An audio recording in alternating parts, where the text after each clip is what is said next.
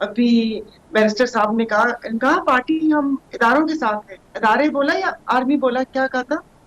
इदारों के साथ उन्होंने बोला। अच्छा। हाँ, मैं भी वापडा के साथ जाहिर हूँ। है ये बेचारे उन्हीं की वजह से हैं, एक तो मिनट शौकत इन्होंने भाई तो बूम प्लीज मुझे पॉलिश करने लास्ट ही करने हैं ना, वर्ड्स अदरवाइज ये लेने घर ना। चले जी जाएंगे। सारा साहब तो कंप्लीट करें प्लीज। हमारी पार्टी वापडा के साथ है। दूसरा, उसे क्या कहते हैं कि अभी जो सारी बातें मैं नोट कर रही थी, सब मुस्कुरा रही थी, जवाब तो उसी उसी वक्त आ रहे थे, लेकिन जाहिर है अपनी बारी पे बोलना था कि उन्होंने ऐसी जुबान इस्तेमाल की। इनके तो पूरे पूरे आप चेक कर लिया। अभी मैं वही कह रही हूँ ना कि अब मैं टाइम आपके पास नहीं होगा कि जिस तरीके से इदारों पे इल्जामात लगाए गए, ईंट से ईंट बजाना, ये करना वो करना, आंखें दिखाना, यानी कि वो सब हम अपने दिमाग से डिलीट कर दें। और दूसरा, बेनजीर मोहतरमा बेनजीर शहीद, उनका बयान है कि ये जो इदारों को आपस में लड़ाने की जो रविश है माफी के साथ, वो मियां नवाज शरीफ साहब की है। उनके ऑन रिकॉर्ड वो मौजूद है ठीक है। कि उनके सायरा, ये इनको एक मलक कयूम जैसे जजेस चाहिए। सदर उनकी रफीक तारड़ रविश है साहब, आपको पता है इदारों कोयटा में जी जजेस एक खरीदने सेकंड गए ना थे। शौकत भाई, मुझे क्लोजिंग की तरफ बढ़ना है, मुझे आखिरी वर्ड्स क्लियर होने दें। जी इदारे सारा साहब।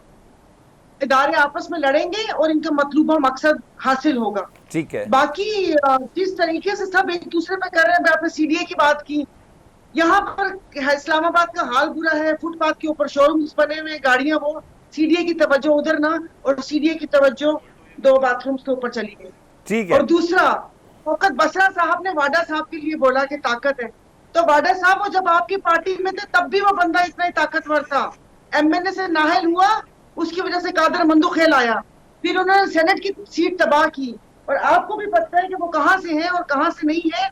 जब इस किस्म के लोग बयान दें तो आप समझ जाएं कि इदारों में तसादुम कौन चाहता है। मैं आता हूँ सारा बारू साहब, मुझे आप जरा बता दें, हुकूमत इतने अपने खिलाफ ये महाज खोल दी है, या तो अब ये बता दें कि इनका नज़रिया तगड़ा है, दूसरा या साई तगड़ा है, या सरिया तगड़ा है, या बुनियाद तगड़ी है। कौन सी चीज़ है जिसकी बुनियाद पे जो हुकूमत है वो अदलिया, अपोजिशन, मीडिया सबके सामने खड़ी हो गई है? ये अस्सलाम नहीं बोल वालेकुम। दे इन्होंने अंदर, इन्होंने नहीं, साईं बोलता कुछ है। भी तगड़ा साईं है। तगड़ा है। उससे पहले जो दो मेरे साथी बात कर रहे थे, उस पर सिर्फ मुझे 2 मिनट दीजिएगा। जी कि प्लीज़। वो कहते हैं ना कि तेरी जुबान करना बहुत जरूरी है, तेरी जुबान को उतरना बहुत जरूरी है, तुझे ये मर्ज है कि तू बार बार बोलता है। वाह। और वो भी सच है कि आप ये पंजाब वालों पे तो यहाँ ये कानून आ गया कि हतक इज्जत, पहले वो चीज बसरा साहब की तरह ग्राउंड पे नजर तो आए, फिर कानून आए। तो फिर भी सोखे बैठे हुए कि सिर्फ ये जुबान बंदी करनी पड़ेगी।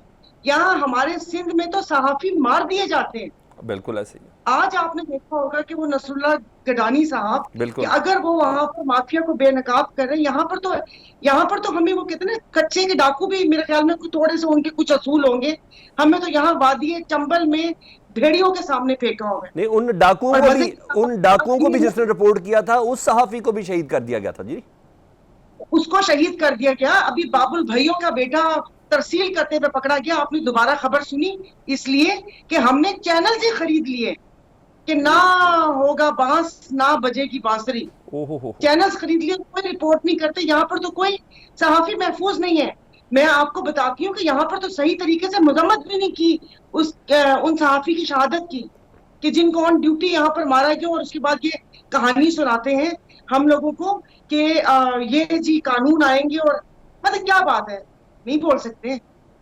दुबई लीक्स में क्या 12 अरब डॉलर की जो जायदाद है, जिन्होंने भी करप्शन की है, भले वो आर्म फोर्सेस में से हो, हमारे सियासतदान हो, ब्यूरोक्रेट्स हो, नहीं बोल सकते?